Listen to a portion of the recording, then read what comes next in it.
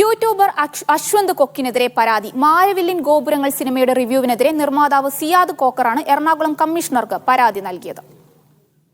വിവരങ്ങളുമായി നിതിൻ സേവ്യർ ചേരുന്നുണ്ട്. നിതിൻ, എന്താണ് പരാതിക്ക് അടിസ്ഥാനമായ റിവ്യൂ?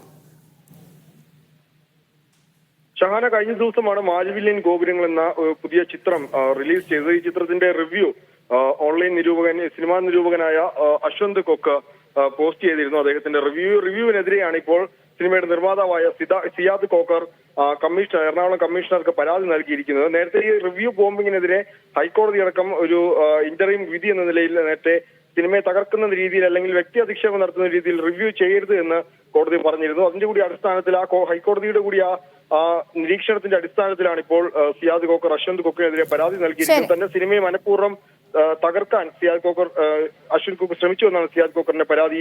ഈ റിവ്യൂ നേരത്തെ തന്നെ അശ്വന്ത് കൊക്കർ പിൻവലിച്ചിരുന്നു. ഷഹാന, ശരി, സിനിമ റിവ്യൂക്കെതിരെയാണ് ഇപ്പോൾ പരാതി ഉയർന്നിരിക്കുന്നത്. നിതിൻ സേവ്യറാണ് വിവരങ്ങൾ നൽകിയത്.